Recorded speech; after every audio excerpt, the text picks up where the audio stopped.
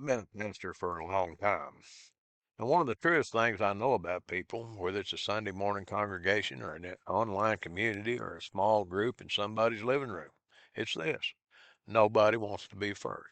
Nobody wants to say the thing out loud before they know it's safe. Nobody wants to raise their hand in an empty room. Now, I'm not wanting to offend anybody, but we used to call them back row Baptists.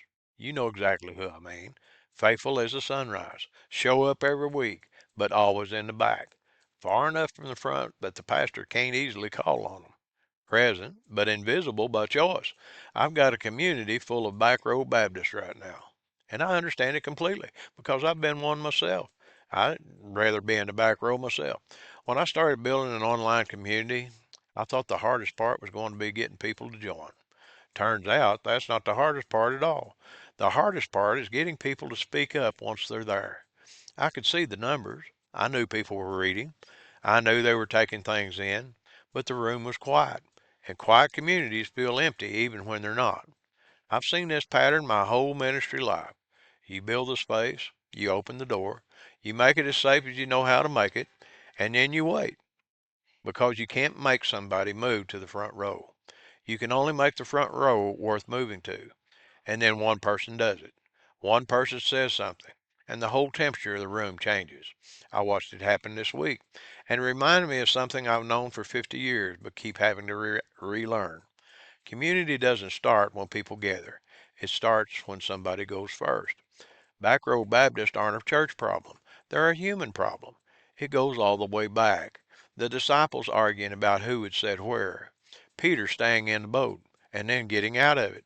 The 10 lepers who were healed and walked away, and the one who came back. Going first costs something, even when the stakes are small.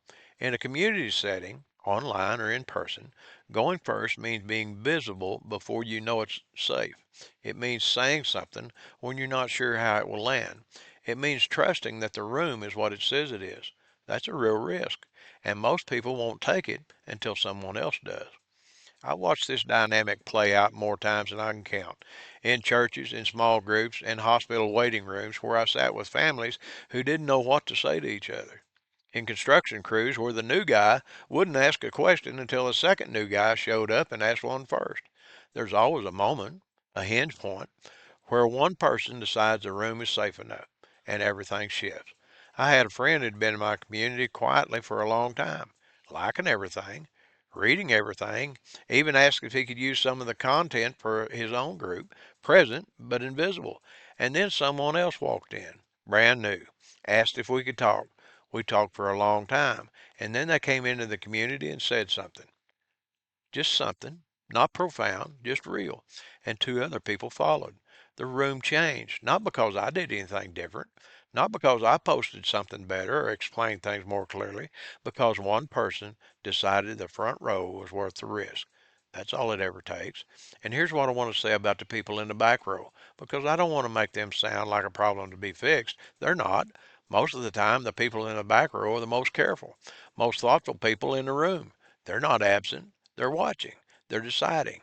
They're waiting until they know that what they bring to the conversation will be received honestly. That's not a weakness. That's wisdom with its guard up.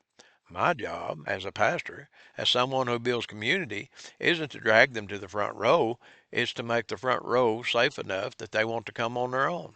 And sometimes all it takes is one person showing them it's okay. One person going first. I've been thinking about what it actually means to go first. It costs the comfort of invisibility, the safety of not being seen. And I think that's why God honors it when someone does it. There's something in Scripture about this pattern. The one who steps out, the one who speaks up, the one who moves toward rather than away. It rarely goes perfectly.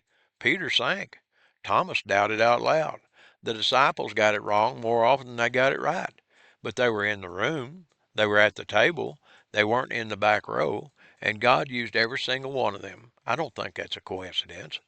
If you're a back row Baptist somewhere, in a church, in a community, in your own life, I'm not here to pressure you, but I'll tell you what I told my community this week.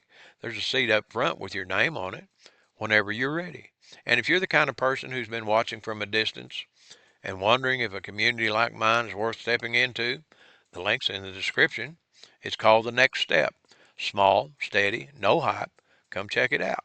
Leave me a comment. I'd generally like to know, are you a front row or a back row person? And what made you that way? I'll see you in the next one.